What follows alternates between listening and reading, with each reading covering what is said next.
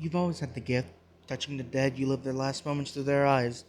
As a paleontologist, it helped you recreate scenes from bygone eras in astonishing detail. However, this time, you wish you hadn't touched the fossil. I looked down at the bone, the size of an average adult human's femur. Maybe it was overlooked amongst all the fossils, even though I don't know how. I can clearly see it's different from everything that came with it. Oh well, if it was a mistake, I can at least try and find out who it belongs to. I shrug it off and take a final gulp of water. I sit down, plant my feet firmly on the ground, and meditate for a moment. I remind myself who I am, when and where I was born, how many siblings I have, my mother's favorite movie, my other mother's favorite song, all of the pets I had the blessed opportunity of caring for. I then list 5 of my first, and make sure none of them are the same as the previous ritual. Repetition is okay, but I find it better when it's at least not twice in a row. This time, I am absorbed in the memory of my first sleepover. It was with 2 of my cousins. I was 9, one of them was 13, and the other was 8.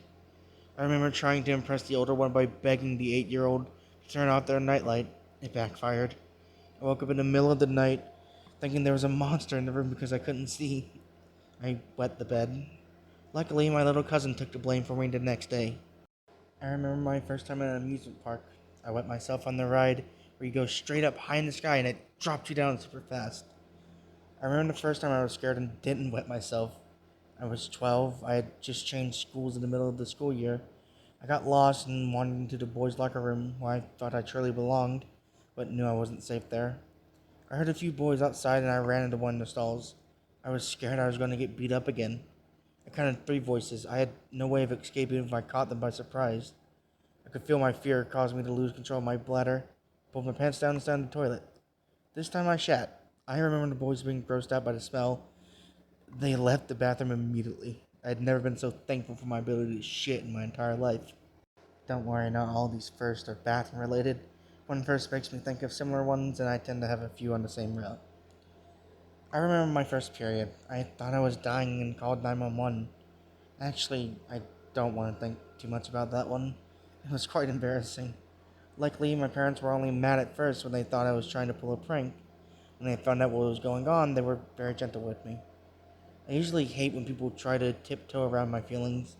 I will forever be thankful for that day, though I'll never admit it. And lastly, I thought about the first time I ever lived alone. Told you they weren't all bathroom related. It didn't last long. I begged my cousin to move in with me since we were both out of high school. They surprisingly were on board pretty fast. I had a whole speech I planned to say to guilt them as well as convince them it was the most logical thing to do. I'm grateful my cousin waited to move out until I was ready. I'm also grateful they installed cameras at every entrance for me. I take a few deep breaths and finally, I'm ready to touch the femur. My biggest fear is sinking into another life and forgetting my own. It feels like how a dream feels real, but tenfold. Even when I snap out of it, I get confused for about 10 to 30 seconds.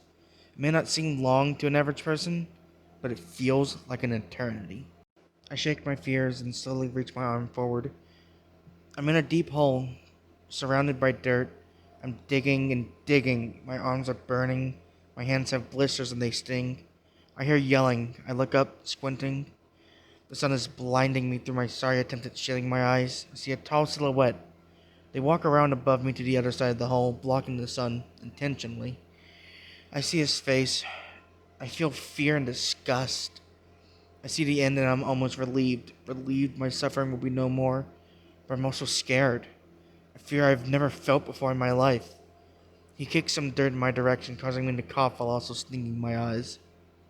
After my tears help wash them out, I see bones in the sides of the hole I'm in, close to my knees. I would say I'm about 8, 10 feet deep. I imagine how long these bones have been here. If they met the same fate as mine, I wonder if I'll ever be found. If they'll ever find out who did this, if they would even care. I look back up with pure hatred in my eyes. I ensure his face is scarred into my brain until the end of time. I didn't pray, not necessarily to a god. I'm still not sure if I believe in one. I pray to something bigger than myself. I pray that he makes a mistake of some kind that will lead to my discovery. I pray he gets into a car accident and dies slowly. I pray he gets too drunk at a bar and starts a fight with the wrong guy. I pray for something. Anything. If not for me, but to prevent this happening again. I pray and pray. I look up and see his shovel matching my own. He bashes my head with his. I refuse to fall so easily. After the fourth one, I'm laying on my side, still slightly lucid. I continue to pray. I feel the dirt cover my face. I feel my lungs fighting the uninvited guest. After a long and excruciating minute or so, I awake. I'm gasping for air. Leela is splashing water on my face, shaking me. I feel my pants get warm, but I don't care. It's not due to my fear and lack of control. This is someone else's fear. Her prayer worked in a way she wouldn't have imagined. Whoever that piece of shit was, buried her at what eventually became an archaeological site.